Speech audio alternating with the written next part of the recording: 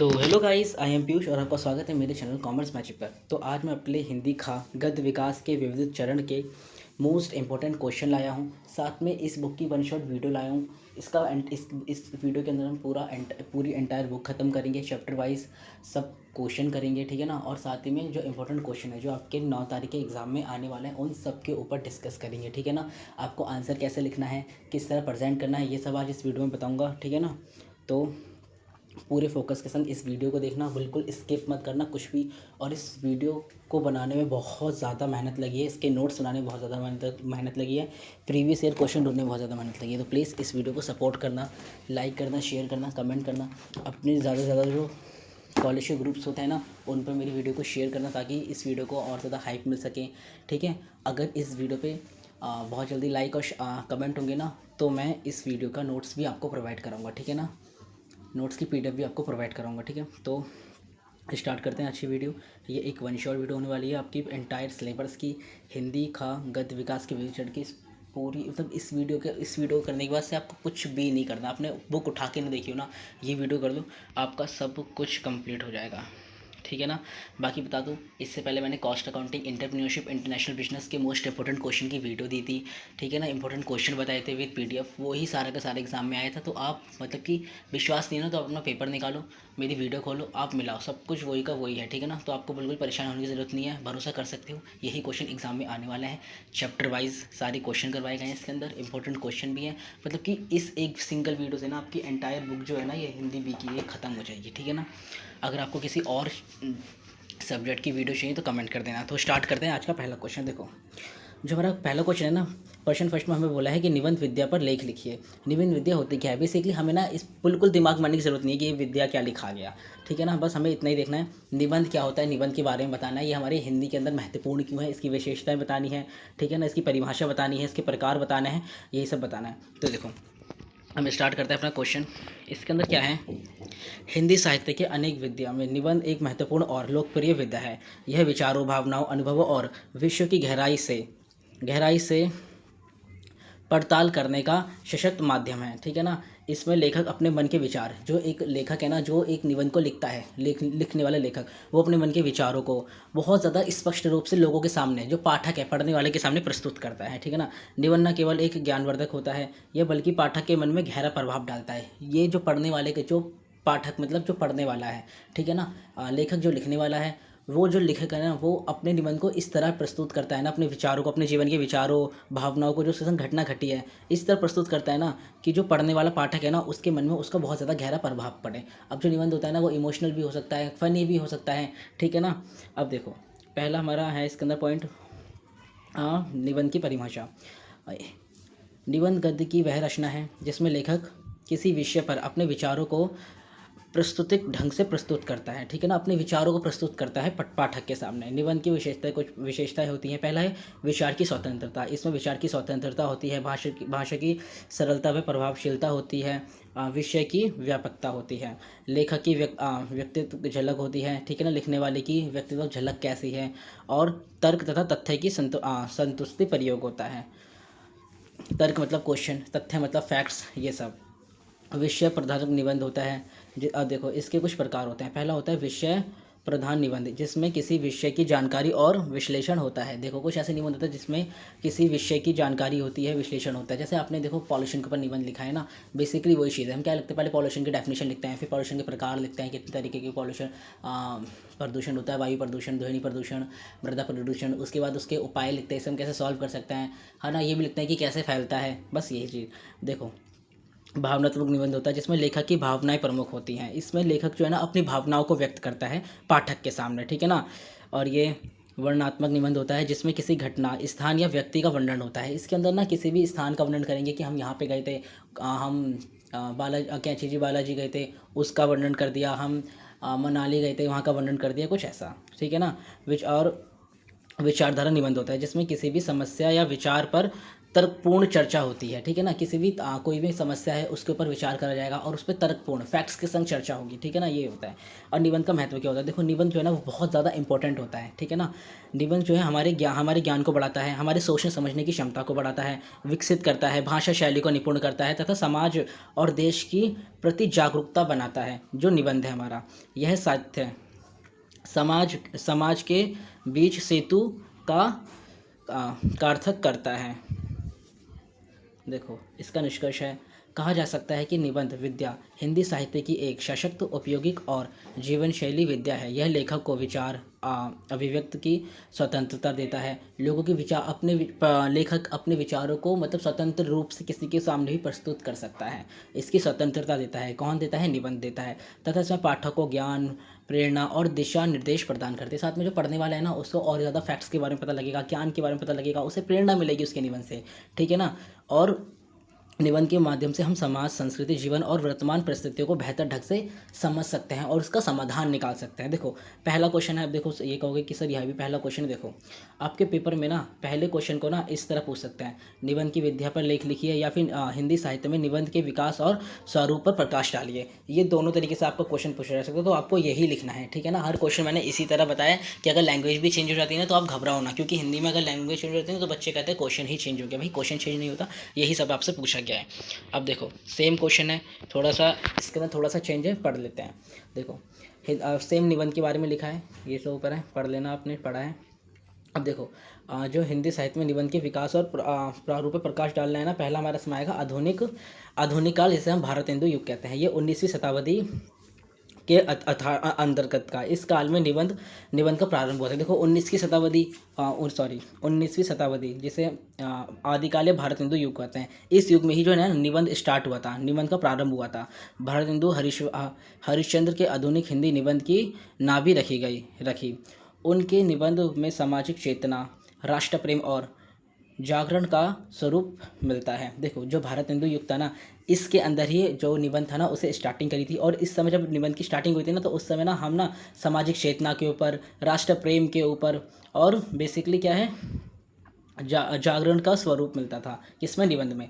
उसके बाद हमारा द्विवेदी युग आया। अब देखो, फिर से आपको ना ये याद करना है। अब द्विवेदी युग जो है वो 1900 से लेकर 1920 तक चला, है ना। छायावाद युग जो है वो 1920 से 1940 तक रहा। आपको अगर ये याद भी नहीं होता ना, तो बस क्या याद करो, अपना थोड़े से ना युग याद कर लो। ये ना हर किसी में कॉमन है, ऐसे बहुत सारे क्वेश्चन आएंगे, ठीक है ना, जिसमें आपको इसे याद करना पड़ेगा। तो बस यही याद कर लो, आदिवादी का एक आदिकाल है जिसे भारतेंदु युग कहते हैं, कुछ भी एक याद कर लो। उसके बाद फिर छायावाद याद कर लो, ठीक है ना। फिर द्विवेदी युग याद कर लो, फिर स्वतंत्रता उत्तरकाल, यही आप याद कर लो। उसके बाद जो आपकी जो डेट है ना, डेट तो आप कुछ भी लिख दो, मतलब कि, या फिर डेट आप मत लिखना, ठीक है ना, रिस्क लेने की जरूरत है क्या, डेट मत लिखना। बेसिकली आप ये लिख देना, छायावादी युग। उसके बाद ना आप लिखते हैं पहले, अगर पहला है आदिकाल, तो इसमें निबंध आया होगा, तो आपको ये लिखना है कि निबंध आया, इसमें निबंध की स्टार्टिंग हुई, इस समय हम निबंध को चेतना, राष्ट्र प्रेम के रूप में देखते थे। फिर द्विवेदी युग आया। आपको अगर लेखक के नाम भी याद नहीं होने तो मत लिखो। इस युग में क्या था, निबंध को काफ़ी गंभीरता, तर्कपूर्ण और ज्ञानवर्धक रूप से धारण किया गया। इस युग में भाषा शुद्ध, सरल और संस्कृतनिष्ठ रही। और बालकृष्ण भट्ट और ये सब जो थे ना, ये सब इसके मुख्य निबंध कारक थे। बालकृष्ण भट्ट हो गए, प्रताप नारायण मिश्रा आदि, ये सब। अगर आपको देखो ये याद नहीं होगा जो लेखक के नाम, अगर आप याद कर सकते तो बहुत बढ़िया, याद कर लो। नहीं याद होता तो मत याद करो, बस ये लिख दो कि द्विवेदी युग में क्या है कि भाषा और सरल हो गई निबंध की, ठीक है ना। इसमें निबंध और अच्छे से लिखे जाने लगे, और इसमें हम तर्कपूर्ण निबंध, फैक्ट्स के संग हम निबंध को प्रस्तुत करने लगे। देन हमारा आता है छायावाद युग। और छायावाद युग ये होता है 1920 से लेकर 1940 तक। वैसे याद कर लो तो कर लो इनका जो डेट है, नहीं तो छोड़ दो। इस युग में क्या है, निबंध का रूप भावनात्मक और अधिनिष्ठ हो गया। और इस युग के अंदर क्या था, इसमें महादेवी वर्मा आदि ने साहित्य, सांस्कृतिक और दूरदर्शी विषय पर श्रेष्ठ निबंध लिखे थे। बेसिकली छायावाद युग में आप ये याद कर लेना कौन कौन से हमारे वो थे लेखक थे जिन्होंने निबंध लिखे थे। फिर हमारा आगे स्वतंत्र उत्तरकाल, ये 1947 के बाद का है, 1947 के बाद का है। इस काल में निबंध का दायरा और व्यापक हो गया।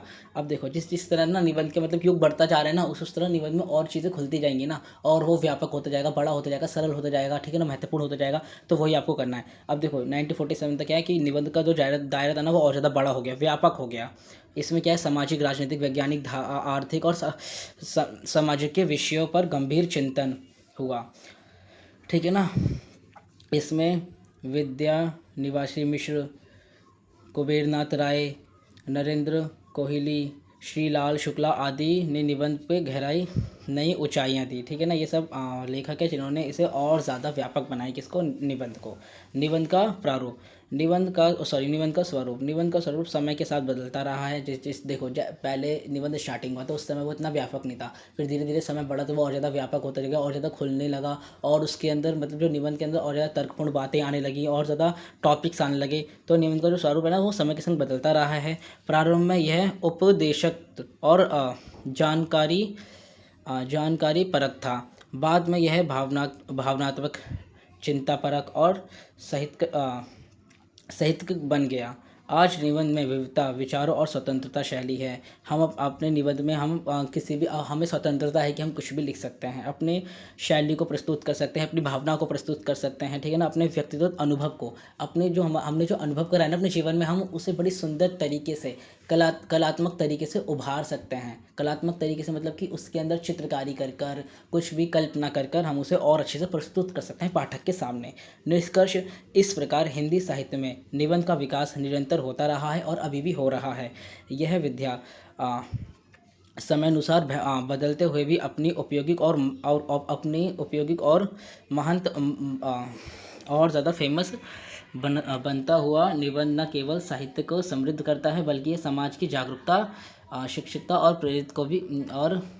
प्रेरिता भी करता है। अब देखो जिस तरह से ना समय बदल रहा है, निबंध और ज़्यादा व्यापक होता जा रहा है, और ये समाज में शिक्षक को पढ़ाई को बहुत ज़्यादा प्रोत्साहित कर रहा है। साथ में जो समाज के जो बहुत सारे वो होते हैं,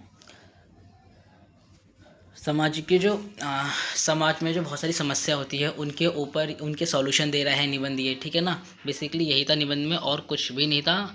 आपने बचपन से निबंध लिखते आ रहे हो तो आपको पता ही होगा निबंध में क्या क्या करता है, वही सब इसके अंदर डिस्क्राइब करना है। ठीक है ना, बाकी ज़्यादा टेंशन नहीं लेनी है। ये नोट्स की पीडीएफ आपको मिल जाएगी, कमेंट करना, उसके बाद अच्छे से पढ़ लेना।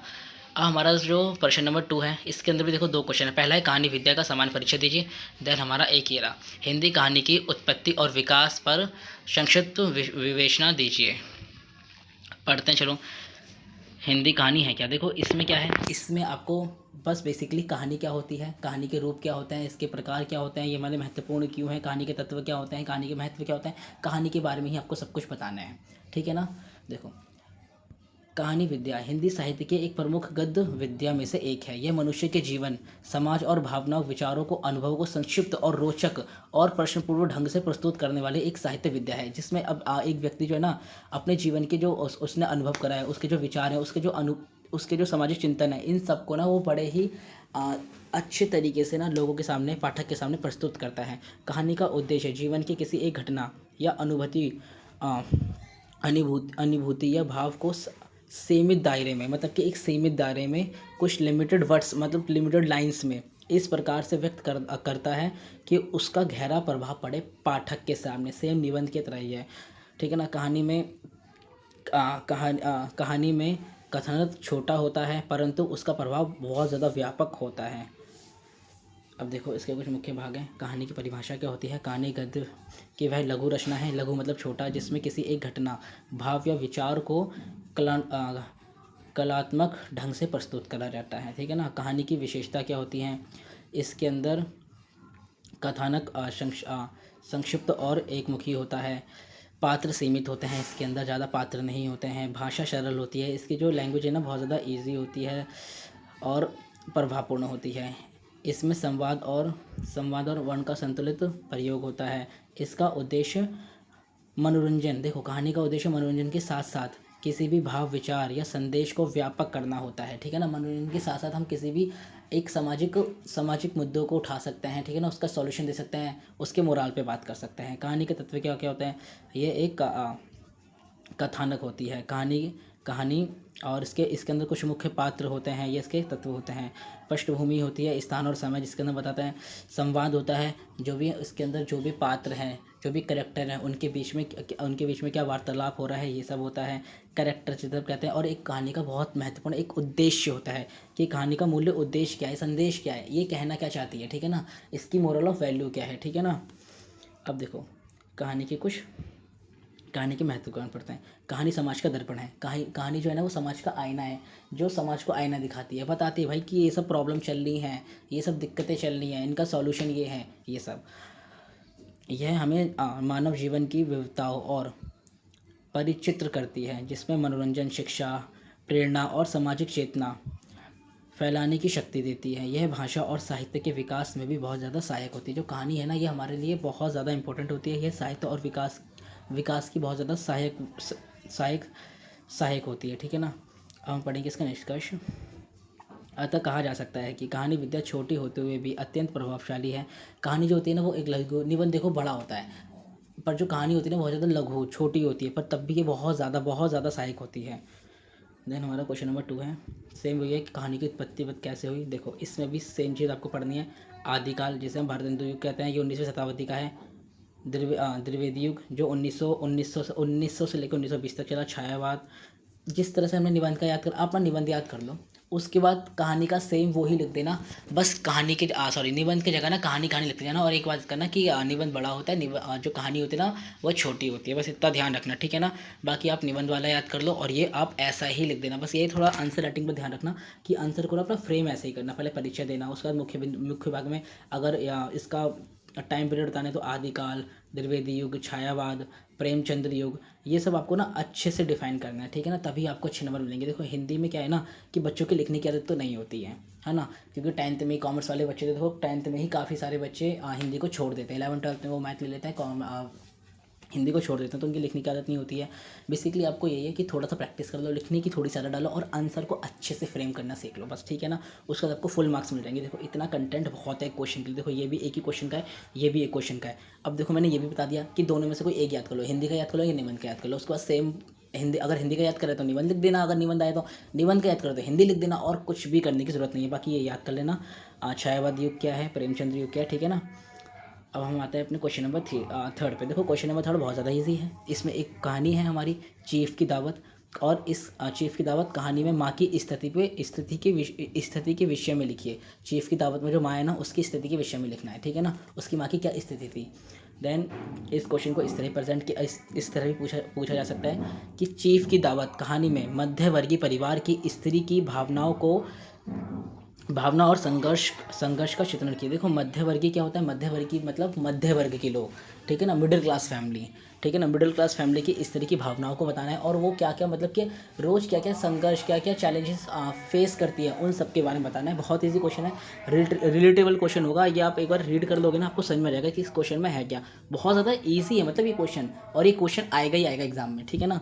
स्टार्ट करते हैं। देखो इस कहानी में देखो, अगर मैं आपको एक मोटा, वैसे तो ये कहानी एंड में है, आपको अच्छे समझ में आ जाएगी। ये पहले क्वेश्चन देख लेते हैं। देखो चीफ की दावत कहानीकार भीष्म सैनी, जो इसके लेखक हैं वो भीष्म सैनी है द्वारा लिखी गई है। यह एक धार्मिक और संवेदनशील कहानी है। यह कहानी मध्यवर्गीय परिवार की आर्थिक तंगी, जो मध्यवर्गीय जो मिडिल क्लास फैमिली है ना उसकी आर्थिक तंगी, सामाजिक मतभेदता और मन असामान्य की भावनाओं के बीच माँ की भूमिका और उनकी मन स्थिति को बहुत ही जीवित रूप से प्रस्तुत करती है। यह कहानी माँ के इर्द गिर्द घूमती है, परिवार की काफ़ी ज़्यादा मतलब कि यहाँ पे मिसप्रिंट हो गया है। स्वयं अपने त्याग और चिंताओं को संघर्ष में घिरी रहती है। मतलब कि परिवार की इतनी चिंता लेती है, बहुत ज़्यादा चिंता करते हैं, पर जो परिवार के लोग हैं ना वो उसको मतलब कि बिल्कुल एकदम इग्नोर करते हैं, वो बिल्कुल उस पर ध्यान ही नहीं देते वहाँ पर, ठीक है ना। वो बेचारी मतलब कि इतनी ज़्यादा मरी जा रही है घर के लिए, सब कुछ करने के लिए तैयार है, पर जो घर के लोग हैं ना वो उससे बिल्कुल भी ध्यान नहीं देते हैं। उसी के ऊपर ये कहानी है। देखो माँ की पारिवारिक स्थिति कैसी थी। देखो कहानी में माँ एक मध्यवर्गीय परिवार की गृहिणी है। परिवार की आय सीमित है और आवश्यकताओं की कोई कमी नहीं भाई, उन्हें बहुत सारी चीज़ों की नीड है, पर परिवार की क्या है, आय सीमित है। फिर भी वह अपने बच्चों को पढ़ाई लिखाई और घर की गरिमा बनाए रखने के लिए हर संभव प्रयास करती है। वह अपने घर की मतलब कि इज्जत बनी रहे, इसके लिए वो हर एक संभव प्रयास करते हैं कि मैं ये करूँ, मैं अपने गहने बेच दूँ, ठीक है ना। क्या है इस कहानी में कि एक बहुत बड़े अफसर इनके घर पर आते हैं खाना खाने दावत के लिए, मतलब कि ये भी सोचते नहीं कि अपने गहने बेच दूँ, पर हमारे घर की जो गरिमा इज्जत है ना, मेरे बेटे की जो इज्जत है ना वो बनी रहे। माँ ये तक सोचती है। अब देखो जिम्मेदारी का बोझ क्या होता है, ये बेसिकली माँ की स्थिति चल रही है, ठीक है ना, जिम्मेदारी का बोझ। माँ पर घर के सारे कामों की जिम्मेदारी है, रसोई है, बच्चों की देखभाल है, पति की आवश्यकताओं हैं, ठीक है ना, मेहमान नवाजी है, सब कुछ वह अकेले संभालती है। चीफ के आने की खबर मिलते ही माँ के सामने घर की गरीबी और सीमित संसाधनों के कारण बहुत बड़ी चुनौती खड़ी हो गई कि चीफ आने वाला है, चीफ की दावत होने वाली है, हमारे घर में इतने संसाधन भी नहीं है, पैसे भी नहीं है, अब कैसे सब कुछ मैनेज होगा। ये बहुत बड़ी मुसीबत माँ के सामने खड़ी हो जाती है। आर्थिक तंगी और चिंता, देखो एक स्त्री के ऊपर घर की आर्थिक तंगी और चिंता भी बनी रहती है। माँ के मन में सबसे बड़ी चिंता यही रहती है कि इतने बड़े अधिकारी की दावत में कैसी व्यवस्था की जाए। मतलब कि इतना बड़ा अधिकारी आ रहा है हमारे घर में, तो उसकी दावत में हम कैसी व्यवस्था करें। घर में ना तो पर्याप्त राशन है, घर में पर्याप्त राशन भी नहीं है, ना ही पर्याप्त पैसे हैं। वह उधार लेने, चीज़ें जोड़ने तोड़ने, कम खर्चा और अच्छा बनाने की योजना करती है, ठीक है ना। वो कहती है कि हम उधार ले रही है, वो ये भी कहती है कि मैं अपने गहने बिक दूंगी, पर अपने घर की जो है ना, अपने घर की इज्जत नहीं जाने दूंगी, ठीक है ना। त्याग और समर्पण, अब देखो माँ जो है ना कभी पीछे नहीं हटती है त्याग और समर्पण के लिए, ठीक है ना। माँ अपने बच्चे और परिवार के भविष्य के लिए स्वयं के सुखों को त्याग देती है, भाई सच में त्याग देती है। वह नए कपड़े नहीं लेती, वह अपनी इच्छाओं को दबा के रखती है, मार के रखती है कि मुझे नहीं खाना, मुझे नहीं पीना, मुझे ये नहीं पहनना, मुझे नहीं चाहिए, बेसिकली चाहिए होता है। पर वो क्या कर सकती है, घर में आर्थिक स्थिति को देखकर वो चलती है, ठीक है ना। दूसरों की खुशी से ही वह अपनी खुशी ढूंढ लेती है, वो अपने बच्चों की खुशी, अपने पति की खुशी, ये देखकर ही अपनी खुशी ढूंढ लेती है। उसकी यही विशेषता उसे त्यागमय और आदर्श माँ बनाती है। जो एक स्त्री की यही विशेषता उसे एक आदर्श माँ बनाती है, त्यागमय बनाती है, उसे बहुत ज़्यादा महान बनाती है, ठीक है ना। भावनात्मक स्थिति, माँ बाहरी रूप से शांत और व्यवस्थित दिखने की कोशिश करती है, वह शांत लगे, लेकिन भीतर ही भीतर वह बहुत ज़्यादा डर तनाव से घिरी रहती है, भरी रहती है। कहीं कोई कमी ना रह जाए, कहीं मेरे बच्चे या पति की इज्जत को ठेस ना पहुंच जाए, ठीक है ना। यही इस कहानी के अंदर निष्कर्ष क्या है। कहानी में माँ का त्याग, सहनशीलता, ममता और संघर्ष की प्रेरित है। यह परिवार को जोड़ने रखने के लिए, है ना, इनविजिबल शक्ति, मतलब कि एक जो शक्ति हमें दिखती नहीं है ना, इनविजिबल, वह शक्ति है। चीफ की दावत में माँ की स्थिति उस भारतीय माँ का प्रतिनिधित्व करती है जो सीमित संसाधनों में भी अपने परिवार की गरिमा और भविष्य को संवारने की निरंतर संघर्ष करती है, ठीक है ना। बहुत प्यारा चैप्टर है। अब देखो बेसिकली यहाँ पे भी आ गया है।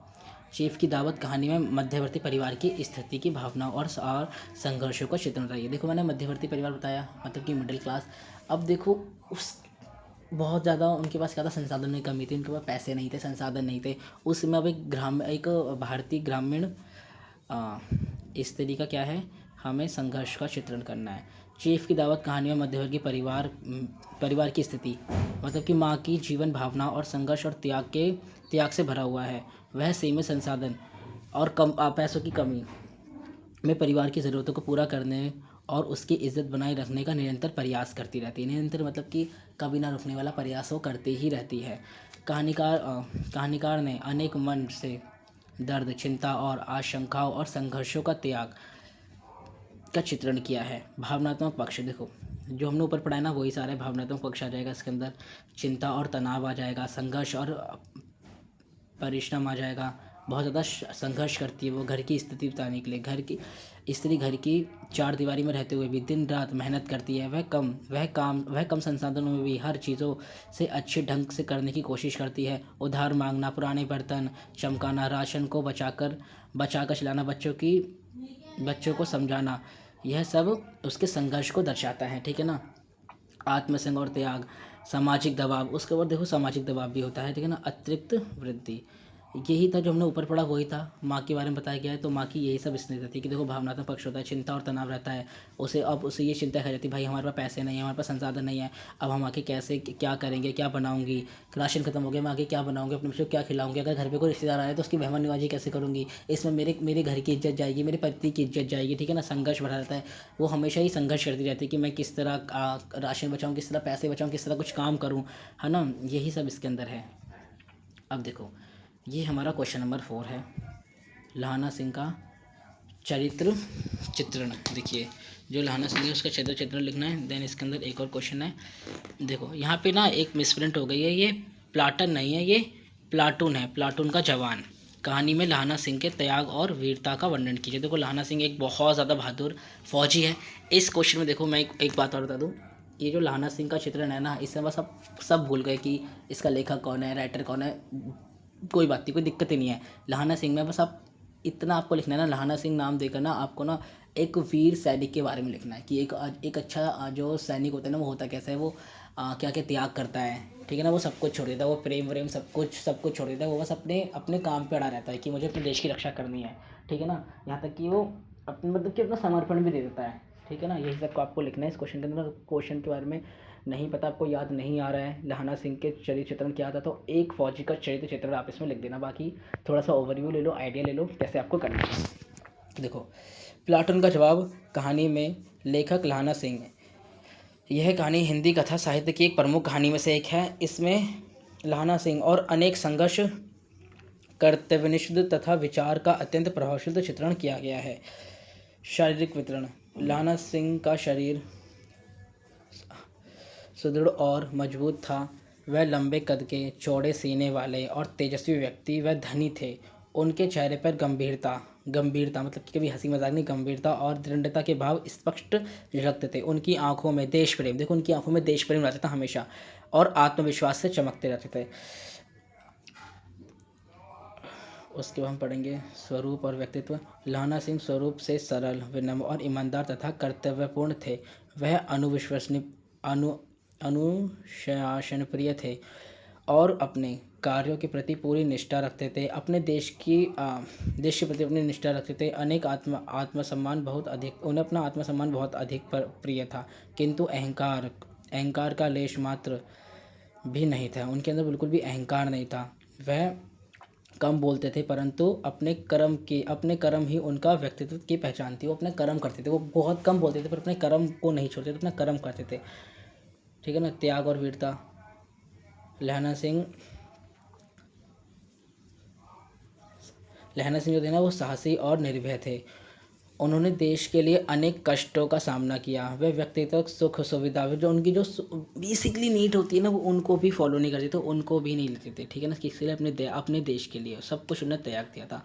जो सुख सुविधा होती हैं, उनकी परवाह किए बिना हमेशा जनहित और राष्ट्रहित को प्राथमिकता देते थे, मतलब कि यही सबसे पहला है मेरे लिए,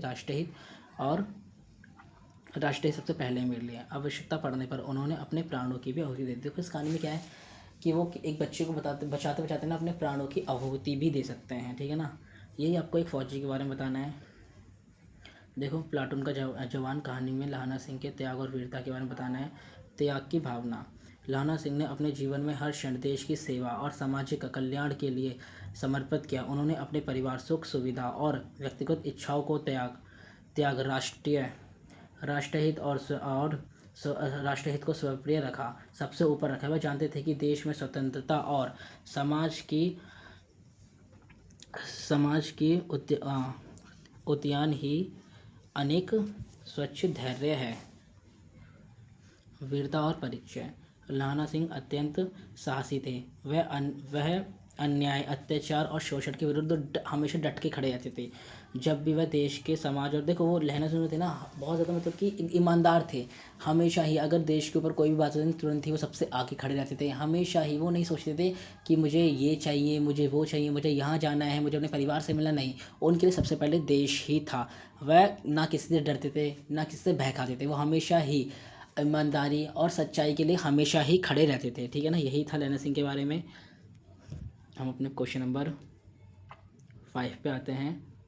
अब देखो, जो क्वेश्चन नंबर 5 है ना, एक दूरदर्शा निबंध में निहित व्यंग की समीक्षा कीजिए।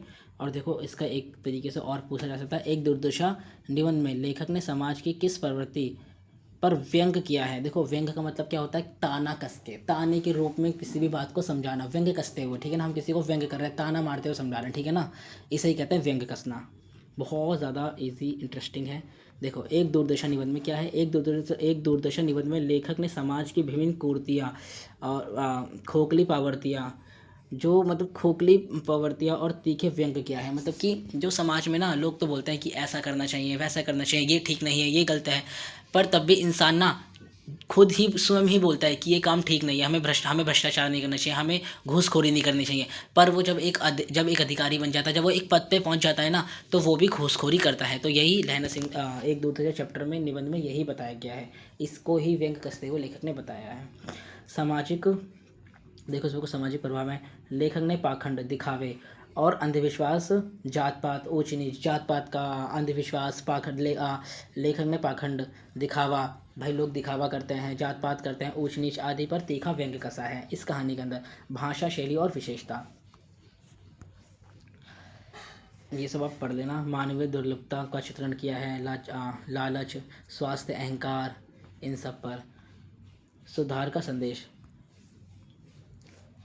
लेखक केवल आलोचना नहीं करता अपितु समाज में जागरूकता और सुविधा की प्रेरणा भी देता है। वो ये नहीं कहता, वो ना सिर्फ वो व्यंग कस रहा है, पर व्यंग के वो सॉल्यूशन भी दे रहा है कि तुम इस जागरूक बनो, अपने समाज को सुधारो, अपने देश को सुधारो। सबसे पहले अपने समाज को सुधारो, समाज सुधरेगा तो ही देश सुधरेगा, ठीक है ना। यही वो इस कहानी के अंदर, इस निबंध के अंदर बता रहा है कि जो पाखंड और आडंबर है, आडंबर मतलब जो पुरानी पुरानी हमारे रीति रिवाज हैं उनके ऊपर।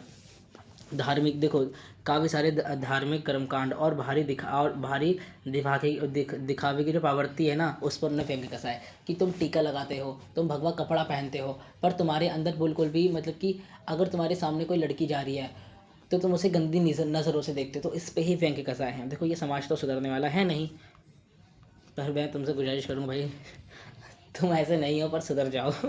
सामाजिक भेदभाव, जात पात, ऊंच नीच और छुआछूत जैसी जो छुआछूत जैसी क्रूर हैं, इन पर प्रभाव डाल इनको इन पर व्यंग्य कसता है। देखो जात पात है, अभी तो बेसिकली अब नहीं है, पर इंडिया में भी अभी काफ़ी जगह है जात पात को देखा जाता है, ऊंच नीच को देखा जाता है, ठीक है, छुआछूत को देखा जाता है। वैसे तो अभी ये काफ़ी ज़्यादा खत्म हो चुका है, ठीक है ना। शिक्षा और नैतिकता का पतन, इन्हें शिक्षा और नैतिकता का पतन के ऊपर भी व्यंग्य कसा है। शिक्षा के बावजूद भी नैतिक मूल्यों को जो नैतिक मूल्य है ना, वो लुप्त होते जा रहे हैं। शिक्षा के सब लोग शिक्षित हैं, पर उसके बाद भी वो ना पढ़ा सी कोई पते की बात नहीं करेंगे, वो अपने जो नैतिक मूल्य है ना उन सबसे दूर होते जा रहे हैं। वो मतलब कि अंधविश्वासी बनते जा रहे हैं, ठीक है ना। यही इसके अंदर है, इसका निष्कर्ष है। एक दूरदर्शन निबंध में व्यंग विद्या एक उत्कृष्ट रचना है। इसमें लेखक ने समाज की बुराइयां हैं उस पर उनको व्यंग करके सुधारने का मार्ग दिखाया है। यह निबंध हमें सोचने, जागने और समाज के प्रति अपनी जिम्मेदारी समझने की प्रेरणा देता है, ठीक है ना। समझ गए कि इस चैप्टर में है क्या। अच्छे से निष्कर्ष रीड कर लेना, आपको पूरा सब कुछ समझ में आ जाएगा। देखो एक दूरदर्शन निबंध में लेखक ने समाज की किस पावर्त्य को करा है। देखो हमने जो ऊपर पढ़ा ना वही सब लिखा गया है, पर क्वेश्चन इस तरह भी आ सकता है लिखा हुआ, इसलिए मैंने आपको ये प्रोवाइड कराया है। वही जाति की भेदभाव, छुआछूत, लोग जाति पात करते हैं, छुआछूत करते हैं कि भाई तुम मेरे पास नहीं बैठ सकते, तुम नीची जात के हो, तुम ऊँची जात के हो, तुम ये कर सकते हो, तुम मंदिर में नहीं जा सकते, तुम नीची जात के हो, यही है ना। और अंधविश्वासी और रूढ़िवादी, अंधविश्वासी मतलब कि भाई ये तुम इस मंदिर में नहीं जा सकते, तुम ऐसे पूजा नहीं कर सकते हो। रूढ़िवादी भाई, रूढ़िवादी मतलब जो पुरानी परंपरा है ना, लोग उनको अभी भी फॉलो करते आ रहे हैं, ठीक है ना। कि भाई हमारे पूर्वज ऐसे करते थे, हम भी ऐसे करेंगे, वो ठीक नहीं है भाई, उन्हें नहीं पता था, पर अब हमें तो पता है ना। इन सबको छोड़ना, नैतिकता पतन होता जा रहा है, जो हमारे नैतिक मूल्य हैं उन सबका हम पतन करते जा रहे हैं। समाज में ईमानदारी को छोड़ रहे हैं, त्याग को छोड़ रहे हैं, है ना। हम लालच को अपना रहे हैं, ठीक है ना। ये आपको यहाँ से निष्कर्ष पढ़ देना है। देन ये हमारा क्वेश्चन खत्म हो जाता है। हम अपने क्वेश्चन नंबर 6 पे आते हैं, जिसमें क्या है, मजदूरी और प्रेम निबंध का सारांश लिखिए।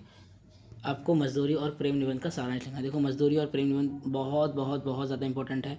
मजदूरी और प्रेम निबंध में लेखक सूरदास पूर्ण सिंह जी हैं। यह एक सामाजिक संदेश व आधारित भावपूर्ण रचना है, जिसमें लेखक ने मनुष्य के जीवन में प्रेम, सहानुभूति और परिश्रम और मानवता के महत्व में विस्तार से समझाया है। देखो पहला हमारा इसके अंदर पॉइंट आ जाता है। देखो इसके अंदर लेखक ने श्रम के बारे में बताया है, प्रेम के बारे में बताया है, मानवता के बारे में बताया है। इस निबंध के अंदर श्रम का महत्व, देखो मेहनत का, श्रम का महत्व क्या है। लेखक के अनुसार श्रम ही जीवन है, श्रम ही जीवन का आधार है। जो लोग परिश्रम करते हैं वही समाज और राष्ट्र के निर्माण में योगदान देते हैं। बिल्कुल सही बात है। प्रेम का महत्व, देखो महत्व यहाँ पे गलत हो गया।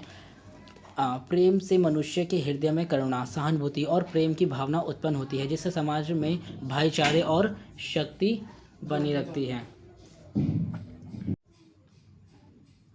सहयोग और परोपकार, हमें दूसरों के दुख दर्द, जो दुख दर्द को समझना चाहिए, उनकी सहायता करनी चाहिए, यही सच्ची मानवता है।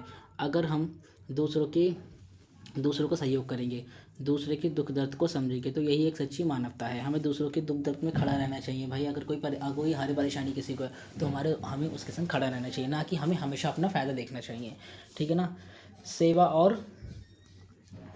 सेवा और त्याग का आदर्श, देखो लेखक ने सिखाया है कि बिना किसी स्वार्थ के हमें सेवा करनी चाहिए।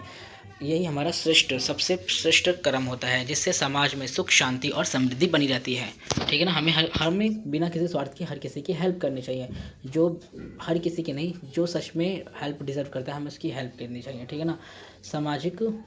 सामाजिक मानवता, देखो जाति, धर्म, भाषा या ऊंच नीच का भेदभाव छोड़कर हमें सभी मनुष्यों को एक समान समझना चाहिए। हमें किसी को ये नहीं समझना चाहिए ये ऊंची जाति का है, ये नीची जाति का है। हमें कोई भी रंग भेदभाव नहीं करना चाहिए, ये काला है, ये गोरा है। ठीक है ना। ये सब हमें छोड़कर सबको एक समान मनुष्य ही समझना चाहिए। यही हमारा समाज के प्रति सबसे बड़ा मार्ग होता है, त्याग होता है। ठीक है ना। यही हमें एक सच्चा देशभक्त भी बनाता है। ठीक है ना। कि हमें भाई जाति धर्म को मतलब ये सब बिल्कुल भूल जाना है। अभी जाति धर्म के पीछे बहुत ज़्यादा ही, वैसे भी इंडिया में बहुत ज़्यादा हालत ख़राब है। प्रेम और श्रम का समन्वय, हमें प्रेम और जो श्रम है ना, इसका हमें समन्वय मतलब कि एक करना चाहिए। हमें श्रम और प्रेम के साथ किया जाता है। जब प्रेम श्रम के संग किया जाता है, मतलब कि जब मेहनत प्रेम के संग करी जाती है, तब वह पूजा बनता है, जिससे व्यक्ति और समाज दोनों का कल्याण होता है। बेसिकली मजदूरी और प्रेम निबंध में हम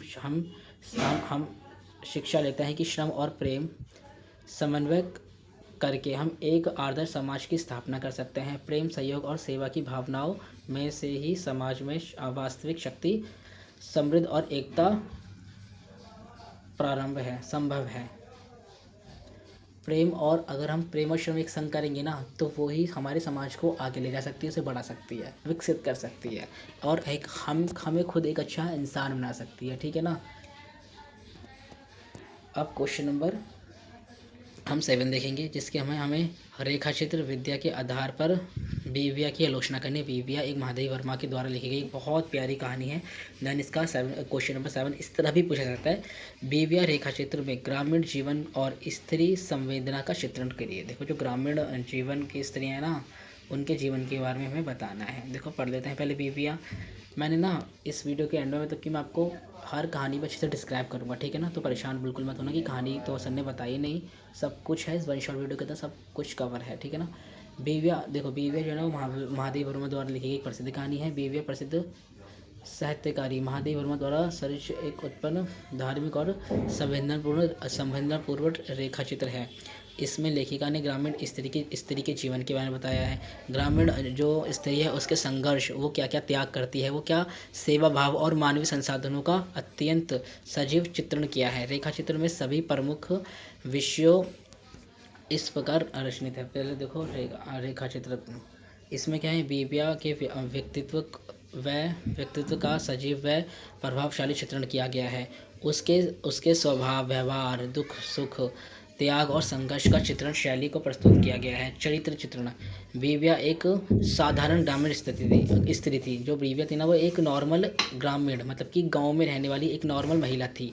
परंतु उसके जो काम थे ना, वो असाधारण मतलब कि इम्पॉसिबल मानवीय गुणों वाले थे। ठीक है ना। उसका त्याग, प्रेम, सेवा और सहनशीलता पाठक को प्रभावित करती है। और देखो उसका जो त्याग था ना, उसका जो प्रेम था, उसकी जो सेवा थी ना, यही उसे और लोगों से अलग बनाती थी। सेम ये वही पॉइंट है जो हमने माँ वाली कहानी में पढ़ा था। ठीक है ना, शेफ की दावत में।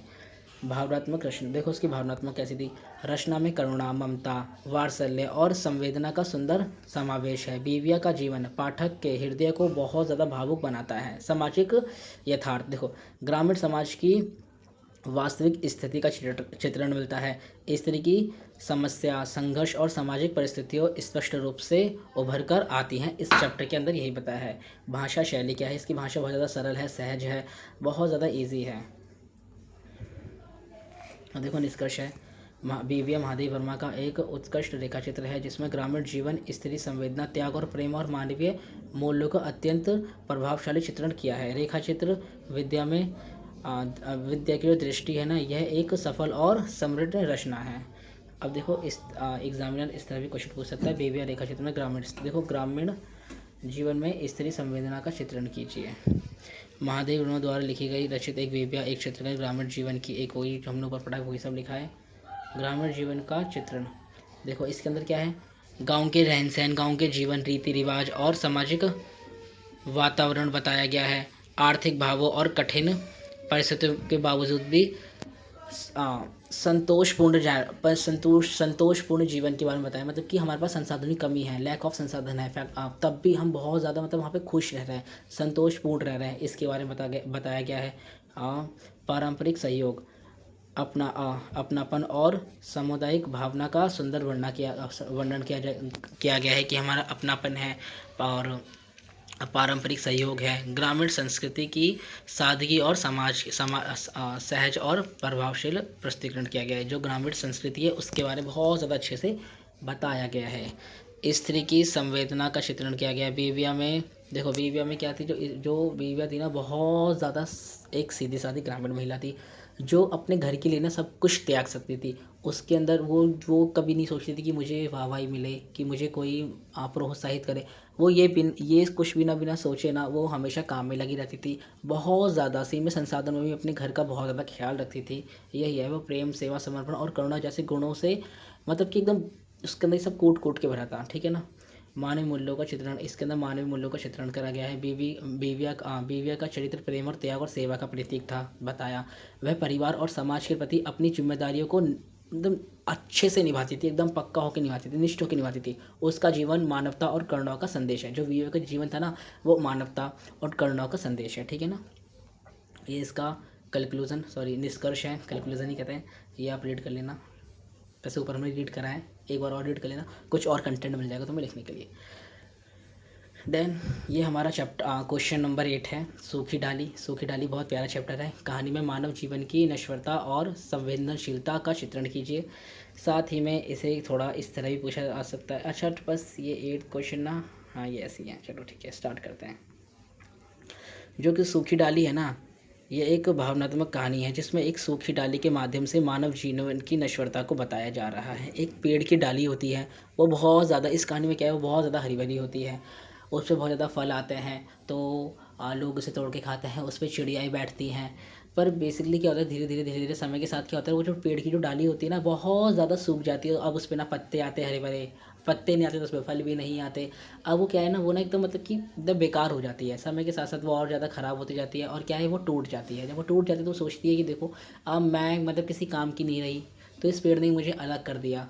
तो यही इसके अंदर, यही एक जो इसके अंदर बस यही बताया गया है। लेखक का उद्देश्य पाठक को यह एहसास दिलाना है कि जीवन निरंतर परिवर्तनशील है। हमें हर जीव और वस्तु के प्रति संवेदनशील रहना चाहिए। हर एक व्यक्ति जीव के प्रति हमें संवेदनशील रहना चाहिए, यही लेखक बता रहा है। कहानी का जो विस्तार सार है, देखो कहानी में एक पेड़ की सूखी डाली का वर्णन है जो कभी हरी भरी और जीवनदायक हुआ करती थी। वह पेड़ की अभिन्न हिस्सा थी। वह उस पर पत्ते थे, पक्षी आके बैठते थे, हवा के साथ वह झूमती थी, नीचे आती थी, ऊपर जाती थी, जिससे वो पेड़ की शोभा बढ़ाती थी। अब एक डाली जो है ना, वो बहुत लचीली होती है, तो वो ऊपर जाती है, नीचे आती है, जिससे उस क्या है, पेड़ की शोभा बढ़ती थी। लेकिन समय के साथ वह डाली क्या है, सूख गई। अब वह ना हरी भरी रही, ना लचीली रही। एक दिन कुछ लोग उस सूखी डाली को बेकार समझकर तोड़ देते हैं। डाली इस व्यवहार से बहुत ज़्यादा आहत हो जाती है, बहुत ज़्यादा परेशान हो जाती है, उसे बहुत ज़्यादा दुख होता है कि देखो पहले जब मैं हरी भरी थी, फल फूल मेरे पर आते थे, तो लोग मतलब कि कितना खुश होते थे मुझे देखकर, और आज इन लोगों ने मुझे एकदम बेकार समझ के तोड़ दिया। वह सोचती है कि जिसने जीवन भर पेड़ के साथ रहकर उसका साथ दिया, उसी को अंत में बेकार समझ लिया गया। ठीक है ना। इस बिंदु में लेखक ने मानव जीवन की ओर संकेत किया है कि जब वह हमें योग्य, स्वास्थ्य, शक्तिशाली और उपयोगिक होता है, तब वह समाज हमारा सम्मान करता है। जब हम एक इंसान जब वो शक्तिशाली होता है, स्वस्थ होता है, तो क्या है, जो समाज है ना उसका सम्मान करेगा, उसकी इज्जत करेगा। लेकिन जैसे ही वह हमारी उपयोगिता कम हो जाती है, वैसे ही हमें नज़रअंदाज करना स्टार्ट कर देते हैं। ठीक है ना। कहानी का जो विश्लेषण है, देखो अच्छे से इस क्वेश्चन को बताएं, क्योंकि क्वेश्चन आएगा ही आएगा एग्जाम में। मानव जीवन की नश्वरता क्या है? सूखी डाली कभी हरी भरी थी, पर समय के साथ वह सूख गई। ठीक इसी प्रकार मानव जीवन भी आ, हमेशा युवा, स्वास्थ्य और उत्साह, शक्ति और सुंदरता से भरा होता है, परंतु वृद्ध अवस्था जब वो बूढ़ा हो जाता है ना, तो वह दुर्लभ हो जाता है, निर्भर हो जाता है किसी दूसरे पर। कहानी ये संदेश देती है कि जीवन अनिश्चित है, कोई भी चीज़ स्थिर नहीं है। हमें अपने जीवन के हर क्षण को सदुपयोग करना चाहिए। हर एक सेकंड का, हर एक पल का हमें उसका उपयोग करना चाहिए, यूज़ करना चाहिए। यही है पढ़ लेना। अपेक्षा और सहायता का भाव, प्रकृति माध्यम, उसका संदेश व जीवन के महत्व, जीवन की क्षण भंगुरता और समय, ये सब आप यहाँ से रीड कर लेना। बुजुर्ग और असहयोग का सम्मान करें। हमें देखो क्या है, हमें बुजुर्ग और असहयोग, जो बुजुर्ग लोग होते हैं उनका सम्मान करना चाहिए। अगर उन्हें कोई बीमारी है तो उनका इलाज कराना चाहिए। उनका शरीर बहुत कमज़ोर हो जाता है वृद्ध अवस्था में, तो हमें उनका मतलब कि उनको हमें उनकी हेल्प करनी चाहिए, ठीक है ना। प्रकृति से सीख, मानवता, इसलिए आउट कर देना। मुख्य बिंदु, सूखी डाली के माध्यम से मानव जीवन की नश्वरता को दर्शाता है। समाज को आईना दिखाता है। अपेक्षा, सहायता और अकेलेपन की पीड़ा को व्यक्त करता है, जो अकेलापन हो जाता है। ये इसका निष्कर्ष है। इसे एक बार रीड कर लेना। अब देखो जो क्वेश्चन नंबर हमारा 9 है, इसमें 2 तरीके से क्वेश्चन पूछा जाता है। पहला तो है कि चीफ की दावत में मध्यवर्ग, दूसरा है उसने कहा था कहानी में प्रेम। देखो ये दोनों ही कहानी बहुत अच्छी है, और ये जो है ना, उसने कहा था कि तो बहुत ज़्यादा प्यारी, बहुत ज़्यादा, मतलब कि आपकी बुक में सबसे ज़्यादा प्यारी, सबसे ज़्यादा अच्छी कहानी यही है, और मैं आपको पर्सनल सजेस्ट करूँगा। देखो ये पेपर हो जाएगा, उसके बाद एक बार आप ये कहानी अच्छे से रीड आउट करना। यहाँ तक मैंने आपको बुलेट पॉइंट बताए हैं, आपको मतलब कि शॉर्ट में बताऊँगा मैं, पर ये कहानी खुद से रीड करना। उसने कहा था, अगर आपके पास बुक नहीं है ना, तो मतलब आप ऑनलाइन गूगल से कहीं भी निकाल के ना एक बार रीड करना कि उसने कहा था कहानी है क्या। आपको पता लगेगा कि प्रेम, लव होता क्या है, ठीक है ना। आज दिन नहीं किसके पीछे पागल है, ये कहानी पढ़ दोगे तो आपको पता लग जाएगा प्रेम होता क्या है। तो पर्सनल सजेशन है भाई, ये चैप्टर ये एक बार पढ़ना। अगर किसी ने पढ़ रखी है ना, वो वीडियो देख रहा है, तो एक बार कमेंट करना उसका ठोट क्या है, ठीक है ना, प्यार को लेकर। चलो स्टार्ट करते हैं क्वेश्चन, फालतू की बात नहीं करते हैं, नहीं तो वीडियो ज़्यादा लंबी हो जाएगी, फिर कमेंट आएंगे 3 लंबी वीडियो। चीफ की दावत के मध्य वर्ग। अरे एक बात और, अगर आपको किसी दूसरे सब्जेक्ट के नोट्स चाहिए ना, तो कमेंट कर देना, मैं नोट्स बना दूंगा, मैं वीडियो ही बना दूंगा, ठीक है ना। पर यार इस वीडियो को लाइक करना, अगर कोई अभी तक रुका है तो थैंक यू भाई कि अभी तक मेरी वीडियो को देख रहे हो। तो क्वेश्चन नंबर 9 है हमारा, चीफ की दावत। इंपॉर्टेंट है, शॉर्ट नोट में भी आ सकता है चीफ की दावत। स्टार्ट करते हैं। चीफ की दावत अब हमने पढ़ी थी, देखो। परिस्थितिक सहीकर्ता भीष्म सैनी की चर्चित कहानी है, जो भीष्म सैनी ने लिखा है, जिसमें उन्हें भारतीय जो मध्य वर्ग के परिवार जो होता है ना, उसकी मानसिकता, सामाजिक प्रतिष्ठा और लालसा मतलब लालच और दिखावा, संकोच तथा पारिवारिक संबंधों का चित्रण किया है। लेखक ने कहानी के माध्यम से बताया है कि मध्य वर्ग सम्मान और सामाजिक प्रतिष्ठा प्राप्त करने के लिए अनेक प्रकार के समझौते करता है। वो ना बस समाज में क्या चाहता है कि उसे इज्जत मिले, उसके लिए वो बहुत सारे काम करता है, ठीक है ना। एक मध्य वर्ग जो होता है, मध्य वर्ग का चित्रण देखो ने किस प्रकार करा है। सामाजिक प्रतिष्ठा की इच्छा, एक मध्य वर्ग जो फैमिली होती है वो यही सोचती है कि उसे समाज में प्रतिष्ठा मिले, उसे इज्जत मिले, ठीक है ना। मध्य वर्ग का व्यक्ति समाज में अपनी पहचान और सम्मान बनाए रखना चाहता है। कहानी के मुख्य पात्र अपने अधिकारी, जो उनके अधिकारी होते हैं ना, कंपनी के जो चीफ होते हैं, उनको प्रभावित करने के लिए दावत का आयोजन करते हैं अपने घर में, ताकि उसकी जो उसकी सामाजिक स्थिति मजबूत हो सके। दिखावे की प्रवृत्ति, और कहानी के मध्य वर्ग की दिखावे की मानसिक स्पष्टता दिखाई देती है। चीफ के अनेक आने की सूचना मिलते ही घर में सजावट, भोजन और स्वास्थ्य पर विशेष ध्यान दिया जाता है। इससे पता चलता है कि मध्य वर्ग भारी प्रभाव को बहुत महत्व मानता है, ठीक है ना। और हीन भावना, देखो मध्य इसमें क्या था, हीन भावना, वो सोचता था जो उसका लड़का था कि अगर चीफ आएगा तो मेरी माँ को देखेगा कि कैसी रहती है, और वो मेरी माँ अनपढ़ है, पढ़ी लिखी भी नहीं है, उसका पहनने का तरीका, उसका कपड़े पहनने का तरीका भी अलग है, तो उसे काफ़ी ज़्यादा मतलब कि अनसिक्योरिटी फील होती कि जो चीफ है ना वो मेरी माँ से ना मिले, ठीक है ना, मेरी माँ से दूर ही रहे, चीफ उनसे ना मिले, ठीक है ना। उसे लगता था इससे मेरी इज्जत जाएगी। पारिवारिक संबंध की अपेक्षा सामाजिक पर, देखो रीड आउट कर लेना, मैंने आपको पहले ही आपको ये सब बता दिया है। भारतीय संस्कृति ये सब मैंने आपको पहले ही बता दिया है, ठीक है ना। फालतू में वीडियो को लंबा नहीं करना है, बाकी आप यहाँ से रीड आउट कर दो। निष्कर्ष क्या है? चीफ की दावत में लेखक ने मध्य वर्ग में कमजोरी और विशेषताओं को अत्यंत यथार्थ चित्रण किया है। यह कहानी दिखाती है कि सामाजिक प्रतिष्ठा की दौड़ में मनुष्य कभी कभी अपने सबसे निकट संबंध और मानवीय मूल्य की अपेक्षा कर देता है। देखो, सबसे निकट संबंध, उसकी भाई एक बच्चे के लिए उसकी माँ सबसे ज़्यादा क्लोज होती है। अब वो अपनी प्रतिष्ठा बनाने के लिए वो सोचता है कि मेरी माँ से अगर मेरे चीफ मिलेगा ना तो मेरी इज्जत जाएगी, मेरे घर की इज्जत जाएगी, मतलब कि मेरी मेरी मेरी इज्जत चली जाएगी पूरी। मेरी माँ अनपढ़ है, उसे पढ़ना नहीं आता, उसका पैर पैर उसका कपड़े पहनने का तरीका अलग है, बोलने का तरीका अलग है, वो दिखती अच्छी नहीं है। ये सब उसके मन में थॉट चल लेते हैं, जिससे क्या है कि वो अपने मतलब कि अपने जो निकटतम संबंध है ना उनको भी भूल जाता है, ठीक है ना। पर होता इसके उल्टा ही है। चीफ जब उसकी माँ से मिलता है तो मिलकर और ज़्यादा खुश होता है, ठीक है ना। अब पढ़ेंगे उसने कहा था कहानी में प्रेम। देखो, उसने कहा था कहानी में प्रेम बहुत ज़्यादा इंटरेस्टिंग चैप्टर है। उसने कहा था प्रसिद्ध, देखो इसे चंद्रधर शर्मा गुलेरी की अमर कहानी है। चंद्र शर्मा गुलेरी ने इसे लिखा है।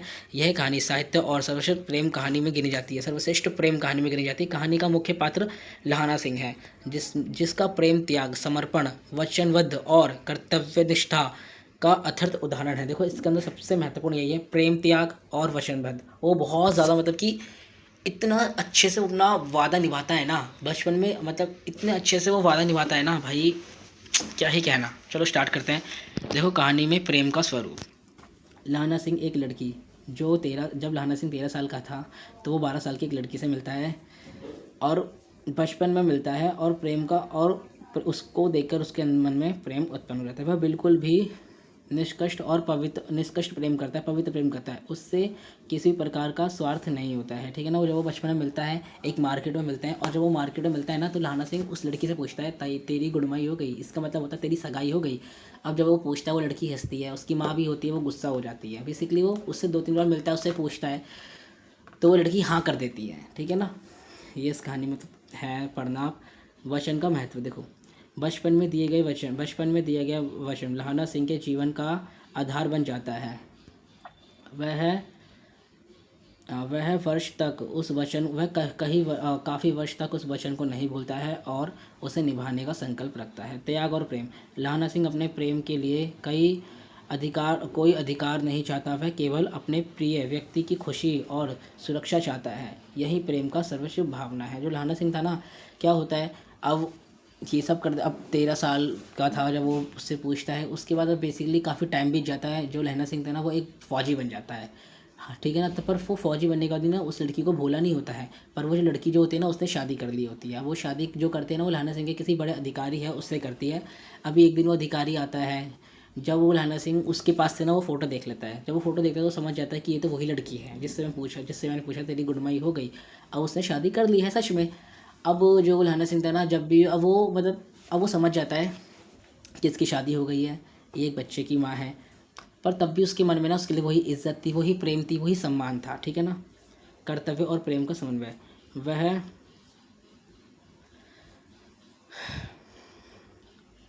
मानवीय प्रेम की उत्कृष्ट अभिव्यक्ति। ये पढ़ लेना। कहानी का प्रेम शारीरिक आकर्षण का आधारित नहीं है, बल्कि विश्वास, निष्ठा, त्याग और मानवता पर आधारित है। निष्कर्ष क्या है? उसने कहा था कहानी में प्रेम, और देखो इसमें उसने कहा था कहानी में ये भी होता है। और जब उसे पता लगता है ना कि ये इसकी बीवी है तो मतलब इसकी शादी हो चुकी है तो उसके मन में तो वो सम्मान भावना रहती भी है। अब वो उससे मिलती भी है। एक बार क्या है कि वहाँ पे युद्ध छिड़ जाता है तो वो उससे मिलती है और वो उसे ना वादा देती है कि तुम मेरे पति की रक्षा करना, मेरे पति बच्चों की रक्षा करना। अब लहाना सिंह उनकी रक्षा आखिरी दम तक करता है, ठीक है ना। बेसिकली देख लो, इतनी अच्छी कहानी, मतलब कि उसकी शादी हो गई तब भी वो उसे वचन लेता है और उस वचन को निभाता है। उसने कहा था कहानी में प्रेम को अत्यंत उच्च और आदर्शों के रूप में प्रस्तुत किया गया कि प्रेम जो है ना वो बेसिकली फिजिकल नीड नहीं है। राणा सिंह का प्रेम त्याग, निष्ठा, समर्पण और बलिदान का प्रतीक है। यह कहानी सिद्ध करती है कि सच्चा प्रेम केवल पाने का नाम नहीं है, बल्कि अपने प्रियजन के लिए सब कुछ समर्पित कर देना भी सच्चा प्रेम है। हम जिससे सबसे ज़्यादा प्रेम करते हैं उसके लिए सब कुछ समर्पित भी कर देना सच्चा प्रेम है, चाहे वो हमको मिले या ना मिले, ठीक है ना। यही इस कहानी के अंदर है। अब देखो, इस कहानी अब ये बेसिकली चैप्टर्स ख़त्म हो चुके हैं। मतलब क्वेश्चन खत्म हो चुका है, हम इसके चैप्टर को देखेंगे। इसके अंदर है हिंदी एकांकी विद्या का। देखो अब छोड़ के मत जाना, बहुत ज़्यादा इंपॉर्टेंट चीज़ स्टार्ट हो चुकी है। हिंदी एकांकी, देखो एकांकी का मतलब क्या होता है? एकांकी का मतलब होता है एक भाग में किसी भी नाटक को ख़त्म कर देना। ये एकांकी का मतलब क्या होता है, बेसिकली पढ़ लेना, यही है और कुछ भी नहीं है इसके अंदर, ठीक है ना। एकांकी का महत्व है एक, यह कम समय में गहन प्रभाव उत्पन्न करती है। यह सामाजिक नैतिकता और मानविक मूल्यों का प्रचार करती है। इसे पढ़ना समझना और इसे पढ़ना समझना बहुत ज़्यादा ईजी होता है, बहुत ज़्यादा सरल होता है, क्योंकि काफ़ी ज़्यादा छोटी होती है और हम इसे कम समय में भी ख़त्म कर सकते हैं। यह आधुनिक जीवन की समस्याओं और संवेदनाओं को प्रभावी ढंग से प्रस्तुत करती है। हिंदी एकांकी विद्या आकार में छोटी होने पर भी बहुत बड़ा प्रभाव डालती है जीवन में किसी भी एक स्तर समस्या का। देखो ये छोटी तो होती है, पर ये भी जब भी इसे प्रस्तुत किया जाता है ना, तो ये भी देखने वाले के मन में, पढ़ने वाले के मन में बहुत गहरा प्रभाव डालती है अपना, ठीक है ना। हिंदी नाटक साहित्य में एक महत्वपूर्ण, और ये हिंदी नाटक इस बेसिकली ये हिंदी नाटक साहित्य में बहुत ज़्यादा महत्वपूर्ण विद्या है, सम्मिलित होती है, ठीक है ना। यही था एकांकिक। हम इसे एक वस्तु में ख़त्म कर देते हैं, एक बार में इसे ख़त्म कर देते हैं। एक छोटी सी नाटक एकांकिक होती है। अब हमारी यहाँ से ना कहानी स्टार्ट हो चुकी है। देखो हम यहाँ से ना कहानी करेंगे। ये हमारी यूनिट सेकंड की कहानी है। उसने कहा था चंद्रधर शर्मा गुलेरी की है, और चीफ की दावत भीष्म सहनी की है। अब हम बेसिकली एक एक कहानी को अच्छे से पढ़ेंगे। देखो इस कहानी के अंदर था क्या। उसने कहा था, कहानी का नायक लहाना सिंह है। कहानी वो जो हमने अभी पढ़ी है ना रिसेंट में, वही कहानी है। लहाना सिंह की शुरुआत अमृतसर में बाज़ार में होती है। देखो हम यहाँ पे अच्छे से लिखा है, बाज़ार में होती है। यहाँ लहाना सिंह एक लड़की जो आगे चलकर किसी की पत्नी बन जाती है, किसी की पत्नी बन जाती है, से बार बार मिलता था। उस लड़की से बार बार मिलता था, उसके और उससे पूछता था कि तेरी कुड़माई के बारे में, मतलब कि तेरी कुड़माई हो गई। कुड़माई का बेसिकली मतलब होता है तेरी सगाई हो गई। एक दिन लड़की बताती है कि उसकी कुड़माई हो गई। लड़की बोलती कि हाँ मेरी कुड़माई हो गई। अब जब वो बार बार उससे क्वेश्चन पूछता था ना कि तेरी कुड़माई हो गई, तेरी कुड़माई हो गई, तो वो लड़की बोलती हाँ मेरी कुड़माई हो गई। यह सुनकर लहना सिंह दुखी होता है, लेकिन उसके मन में उस लड़की के प्रति प्रेम और सम्मान बना रहता है। वो जब भी इस क्वेश्चन को सुनता है ना, आंसर को सुनता है, तब भी वो ये नहीं सोचता यार इसकी तो शादी हो चुकी है, इसकी तो कुड़माई हो चुकी है। हाँ, जब भी उसके मन में वो प्रेम रहता है। समय बीतता है और लहाना सिंह सेना में भर्ती हो जाता है। प्रथम विश्व युद्ध के दौरान उसकी मुलाकात उसी लड़की से होती है। जब वह एक सैनिक की पत्नी और एक बच्चे की माँ होती है, वह उसे पहचान लेती है और लहाना सिंह से प्रथम प्रार्थना करती है कि युद्ध में उसके पति और बेटे की रक्षा करना। लहाना सिंह इस अनुरोध को अपना कर्तव्य मान लेता है। वो उससे प्रार्थना करती है कि मेरी पति की रक्षा करना, मेरे बच्चे की रक्षा करना। पर जो लहाना सिंह था ना, वो भाई उसकी बात को मान लेता है और उसको अपना कर्तव्य मान लेता है, ठीक है ना। अब युद्ध के दौरान में लहना सिंह अद्भुत साहस और वीरता के साथ लड़ता है और अनेक संकटों के बीच उस स्त्री के पति और पुत्र की रक्षा करता है। अंत में वह खुद गंभीर रूप से घायल हो जाता है, मृत्यु के निकट पहुंचता भी है। पहुंचकर भी उसके मन में वही वचन गूंजता रहता है, उसने कहा था। उसके मतलब कि वो मरने वाला होता है, बहुत ज़्यादा घायल हो जाता है, पर तब भी उसके मन में होता है क्या रहता है कि भाई उसने कहा था, उसने ही मुझसे कहा था कि मेरे बच्चे की पति की रक्षा करना। वह संतोष के साथ प्राण त्याग देता है कि उसने अपना वादा निभा दिया, कि उसने कहा था और मैंने वो वादा निभा दिया। इसके संग वो अपने प्राण त्याग देता है, पर वो अपना वादा नहीं भूलता, ठीक है ना। इसके मुख्य विषय क्या है, देखो इसके अंदर प्रेम, त्याग, कर्तव्य, बलिदान और वचन पालन को दिखाया गया। इसके मुख्य पात्र लहाना सिंह है, वह लड़की है जो आगे चलकर सैनिक की क्या बनती है पत्नी बनती है। इसकी विशेषता क्या है, देखो बहुत ज़्यादा शॉर्ट में कहानी बता गई है, सब कुछ है इस कहानी के अंदर। यह हिंदी की प्रथम आधुनिक प्रेम कहानी मानी जाती है। कहानी में कर्तव्य और प्रेम का अद्भुत संगम है। भाषा सरल और प्रभावी है। चलो हमारी दूसरी कहानी है, दूसरी कहानी भी अच्छी है। हमारी दूसरी कहानी है चीफ की दावत, ठीक है ना। चीफ की दावत हमारी है, ये भीष्म सैनी ने लिखी गई है। इसको हम विस्तार सारांश पढ़ते हैं। देखो चीफ की कहानी का नायक श्यामनाथ एक सरकारी दफ्तर में नौकरी करता है। वह अपने अधिकारी जो चीफ हैं उनको खुश करके दो पदोन्नति पाना चाहता है। पदोन्नति मतलब प्रमोशन चाहता है। देखो कितना शुद्ध हिंदी में लिखा है। मतलब आज से पहले किसी को पता था कि पदोन्नति मतलब प्रमोशन होता है, पता ना, अगर पता होगा तो, ठीक है ना। इस उद्देश्य से वह अपने घर में चीफ की सम्मान में भव्य दावत का आयोजन करता है। अब देखो जो श्यामनाथ है, श्यामनाथ को अपनी बूढ़ी अशिक्षित और गांव की आई माँ से शर्म आती थी। देखो मैंने आपको पहले बताया था ना, उसकी जो माँ थी ना, वो गांव बूढ़ी थी, अशिक्षित थी, पढ़ी लिखी नहीं थी और गांव से आई थी, तो उससे बहुत ज़्यादा शर्म आती थी। उसे डर लगता था कि माँ की सादगी और और देहाती व्यवहार देखकर चीफ पर गलत प्रभाव ना पड़ जाए, इसलिए वह माँ को समझाता है कि दावत के समय वह सामने ना आए और अपने कमरे में ही रहे। दावत शुरू होती है, चीफ और अन्य मेहमान आते हैं और ज़्यादा उसके ऑफिस के लोग आते हैं, ठीक है ना। सब बैठते हैं, संयोगवश सब बैठते हैं, खाना पीना खाते हैं। अभी क्या होता है, संयोगवश जो चीफ की नज़र जो है ना वो श्यामनाथ की वहाँ पे पड़ जाती है, ठीक है ना। चीफ उनसे, अब देखो वो जानबूझ के नहीं पड़ती है, माँ भी नहीं चाहती थी कि चीफ मेरे को देखे, पर ये संयोगवश पड़ जाती है। चीफ उनसे बातचीत करता है, चीफ उन्हें देखे ना, मतलब उस चीफ का अजीब नहीं लगता है, वो उनसे बातचीत करता है। उनकी सरलता, स्नेह और विनम्रता से बहुत ही प्रभावित होता है, बहुत ही खुश होता है। वह माँ से लोकगीत सुनने का अनुरोध करता है। माँ संकोच में लोकगीत सुनाती है, जिसे सुन के सभी प्रसन्न हो जाते हैं। अब देखो, दावत के बाद जो श्यामनाथ को एहसास होता है कि जिस माँ को वह बोझ समझता था वह उसकी सबसे बड़ी ताकत और सम्मान का कारण बनी है। देखो वो क्या समझ रहा था दावत से पहले, मेरी माँ गांव की गंवार है, उन्हें पढ़ना नहीं आता है, उनका रहने का तरीका अलग है, उनका पहनने ओढ़ने का तरीका अलग है। पर क्या होता है कि उसे एहसास होता है भाई, अगर उसकी माँ नहीं होती ना तो उसे इतनी ज़्यादा इज्जत नहीं मिलती, उसे इतनी ज़्यादा रेपुटेशन नहीं मिलती। तो उसे एहसास होता है अपनी गलती का, और वह दिखावे के लिए अपने संस्कारों और रिश्तों को नहीं भूलेगा। वो ये सोचता है कि अब मैं दिखावे के लिए अपने रिश्तेदारों और अपने अपने रिश्ते और संस्कार को नहीं भूलूंगा। मुख्य विषय क्या है, मातृ मातृ प्रेम, सामाजिक दिखावा, मध्यवर्गीय मानसिकता। जो मध्यवर्गीय परिवार की जो मानसिकता होती है ना, वही इस चैप्टर के अंदर दिखाया है। पारिवारिक मूल्य, जो पारिवारिक मूल्य हमारे लिए कितने ज़्यादा इंपॉर्टेंट है। प्रमुख पात्र इसमें श्यामनाथ था और उसकी माँ थी, और एक चीफ था और एक अन्य मेहमान। अन्य मेहमान कुछ नहीं, बस ये माँ श्यामनाथ, चीफ और उसकी माँ, यही तीन इसके अन्य किरदार हैं।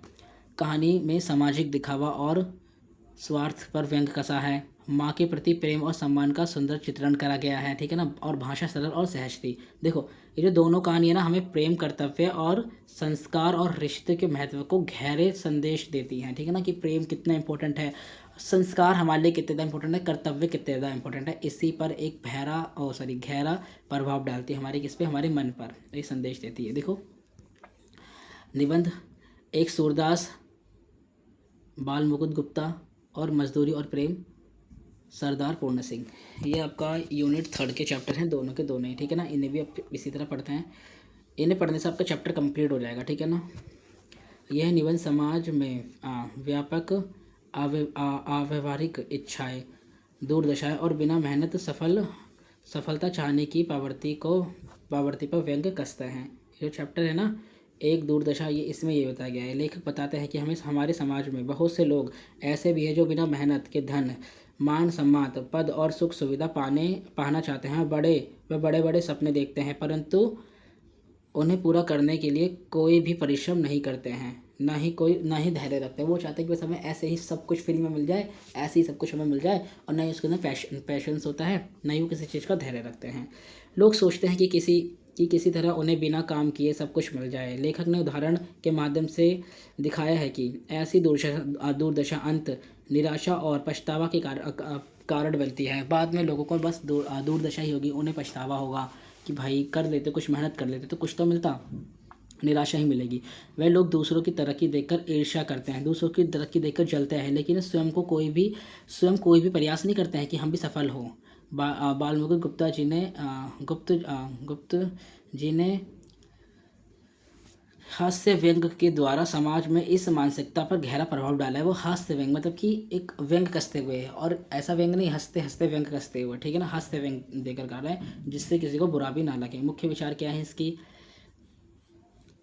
अव्यावहारिक इच्छा जीवन में निराशा लाती है, बिना मेहनत सफलता की आशा दुर्दशा है। अगर हम बिना इच्छा, इस चैप्टर कितना प्यारा नाम है, अगर हम बिना मेहनत करें कुछ भी इच्छा सफलता रखते हैं ना, तो ये हमारी क्या है, दुर्दशा। भाई हम मेहनत नहीं कर रहे, इस समय हम मेहनत नहीं कर रहे और हम सोच रहे हैं कि हमें ये मिल जाए, हम मेहनत नहीं कर रहे हैं, हमने पूरी साल मेहनत नहीं करी, और अब हम सोच रहे हैं कि अब हम एक दिन पहले पढ़ें, एक रात पहले पढ़ें, और हमारे क्या है कि हमारे अच्छे नंबर आ जाए। तो ये क्या है, हमारी दुर्दशा है। पर तुम चिंता मत करो, तुम्हारे अच्छे नंबर ही आएंगे, ये इस नोट्स में सब कुछ कवर है, ठीक है ना। इससे कुछ स्मार्ट स्टडी भी होती है, ये स्मार्ट स्टडी है, ठीक है ना।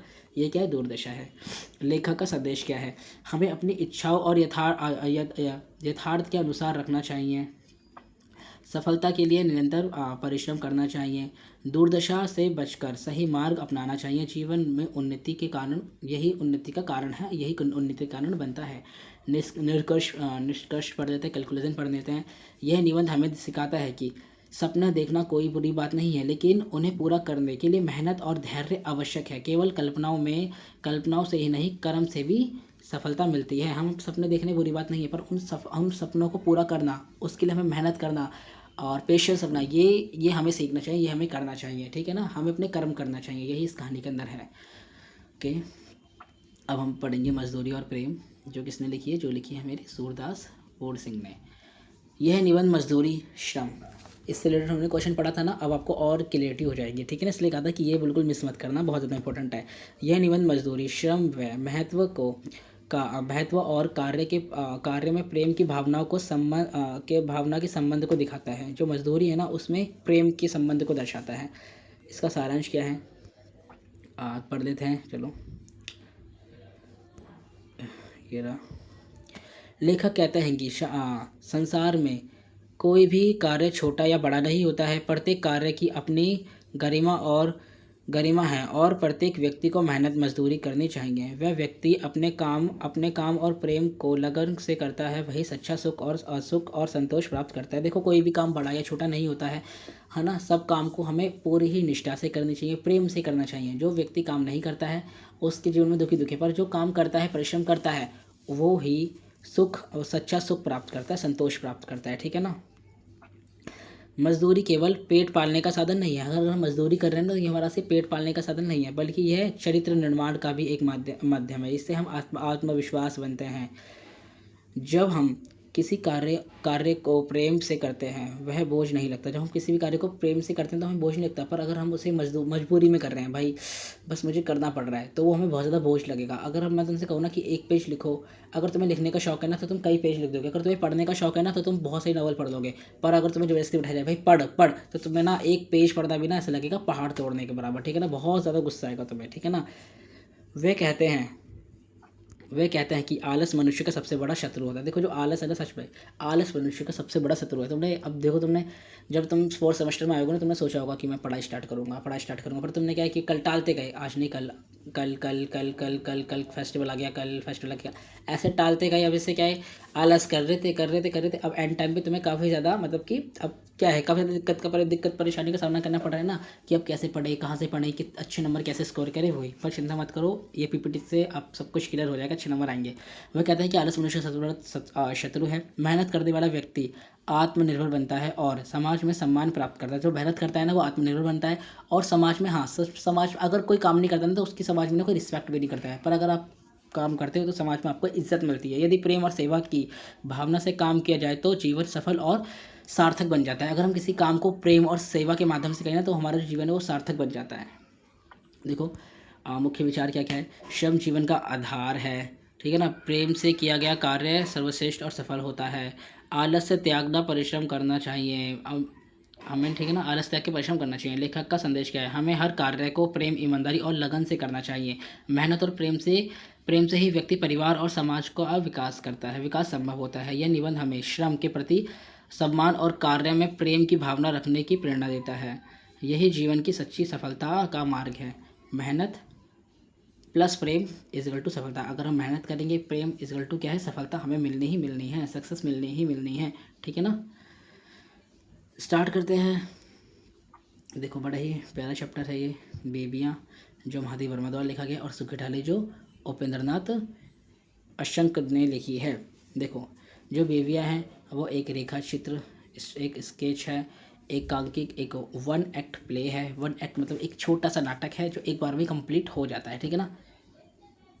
सूखी डाली महादेव वर्मा का एक प्रसिद्ध रेखाचित्र में से एक है। इसमें एक साधारण ग्रामीण स्त्री, देखो, एक ग्रामीण स्त्री और बीवियाँ, जो बीवियाँ के जीवन का चित्रण है।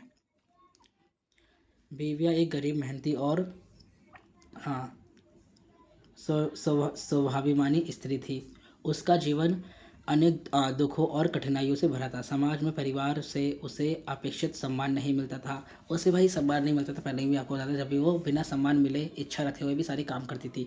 फिर भी वह हार नहीं मानती थी। वह आत्मसम्मान को सबसे अधिक महत्व देती थी। अधिक कठिनाई, सामाजिक अपेक्षा और व्यक्तिगत दुखों के बावजूद वह साहस के साथ जीवन का संघर्ष करती थी। महादेवी वर्मा ने बेबिया के माध्यम से भारतीय ग्रामीण स्त्रियों के त्याग और सहनशीलता और आत्मगौरव का संदेश दिया है। बेबिया उन लाखों स्त्रियों का प्रतीक है जो विपरीत परिस्थितियों में भी अपने व्यक्तिगत की गरिमा बनाए रखती है। उन्हें काफ़ी ज़्यादा कठिनाई मिलती है, पर तब भी वो क्या है कि मेहनत करने से पीछे नहीं हटती, वो अपनी गरिमा बनाए रखती हैं। ठीक है ना। इसकी कुछ प्रमुख विशेषता है। ग्रामीण जीवन बताया है उनने, ठीक है ना। ग्रामीण जीवन का यथार्थ चित्रण करा है। नारी संघर्ष और आत्मसम्मान का वर्णन किया है। नारी के संघर्ष को बताया है कि वो किस किस संघर्ष से किस किस संघर्ष को, किस किस प्रॉब्लम को फेस करती है। उसका आत्मसम्मान का वर्णन करा है कि उसके लिए उसका खुद का आत्मसम्मान कितना ज़्यादा महत्वपूर्ण है। ठीक है ना। वो आत्मसम्मान के लिए लड़ सकती है, कुछ भी कर सकती है। भावना और धार्मिक शैली बताया है। स्त्री जीवन की कठिनाई और चित्रण बताया है। इसके कुछ मुख्य संदेश हैं। आत्मसम्मान जीवन का सबसे बड़ा धन है। कठिन परिस्थिति में भी साहस नहीं छोड़ना चाहिए। समाज में महिलाओं का संघर्ष और योगदान का सम्मान करना चाहिए। देखो, हमें सच में रिस्पेक्ट करनी चाहिए महिला की। वो सच में बहुत बड़ा योगदान दे रही है हमारे घर में। हमारी मम्मी, हमारी जो मम्मी है, हमारे लिए बिना कुछ भी, मतलब कि अगर हम स्कूल जा रहे हैं, हम कॉलेज जा रहे हैं, तो हम अपेक्षा कर रहे हैं कि हम कॉलेज जा रहे हैं, हमें अच्छे मार्क्स मिलेंगे। ठीक है ना। ऑफिस जा रहे हैं, हमें प्रमोशन मिलेगा, सैलरी मिलेगी, है ना। पर वहीं हमारी जो मम्मी लोग हैं वो पूरे घर का काम कर रही हैं, सुबह उठ रही हैं, झाड़ू पोछा, खाना पीना, बर्तन, कपड़े, सब कुछ प्रेस व्रेस सब कुछ करके दे रही है। पर वो बिल्कुल भी एक्सेप्ट नहीं, बिल्कुल भी मतलब कि ये नहीं सोचती कि मुझे शाम को कोई शाबाशी दे, मुझे कोई मंथ पे सैलरी दे, या मुझे मतलब कि किसी भी तरह का मुझे अप्रिशिएट मिले। ठीक है ना। नहीं ना, पर हमें करना चाहिए। ठीक है ना। यही इस कहानी के अंदर बताया गया। भाई हमें इज्जत करनी चाहिए, हमें अप्रिशिएट करना चाहिए उनके काम को। ठीक है।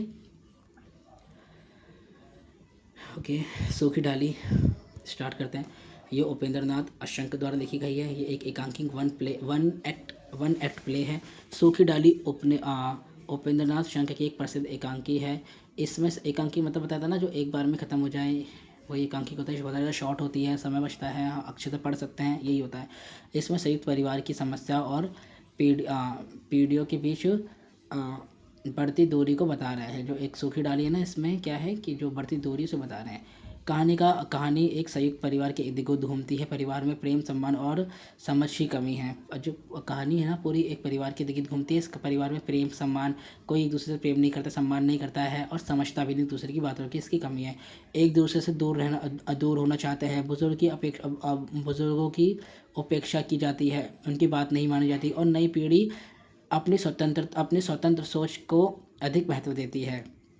इसी कारण परिवार में तनाव और मतभेद उत्पन्न होता है। सूखी डाली एक प्रतीक है। जिस प्रकार पेड़ की सूखी डाली धीरे धीरे पेड़ से अलग हो जाती है, उसी प्रकार परिवार के कुछ सदस्य भी परिवार की मुख्य धारा से कटते रहते हैं। लेखक ने दिखाया है कि यदि परिवार में प्रेम, सम्मान और संबंध ना हो तो संयुक्त परिवार टूट सकता है। इसीलिए सभी सदस्यों को एक दूसरे की भावनाओं का सम्मान करना चाहिए और मिलजुल कर रहना चाहिए। मुख्य इसकी विशेषता क्या है? संयुक्त परिवार की समस्याओं का चित्रण होता है। पीढ़ियों के संघर्ष को दर्शाया जाता है। सामाजिक यथार्थ का सुंदर प्रस्तुतिकरण होता है और प्रतीकात्मक शीर्षक सूखी डाली है। इसका जो शीर्षक है वो क्या है? सूखी डाली। मुख्य बिंदु क्या है? मुख्य संदेश क्या है? परिवार में प्रेम और सम्मान आवश्यक है। ये हमेशा बने, एक परिवार के अंदर प्रेम और सम्मान हमेशा बना रहना चाहिए। बुजुर्गों का हमेशा आदर करना चाहिए। हमें कभी भी उनकी बातों का निरादर नहीं करना चाहिए। ठीक है ना। संबंध और सहयोग में परिवार को मजबूत बनाना चाहिए। ठीक है ना। संवाद देखो, बेसिकली एक लाइन बता दूँ तो जो बेबिया है वो ग्रामीण स्त्री के संघर्ष और आत्मसम्मान का एहसास का धार्मिक चित्रण है। सूखी डाली संयुक्त परिवार की जो विघटन और पारिवारिक मूल्यों पर आधारित एक एकांकी है। किस तरह दो परिवार जो है वो दूर हो रहा है, उनके अंदर प्रेम, सम्मान की भावना खत्म होती जा रही है।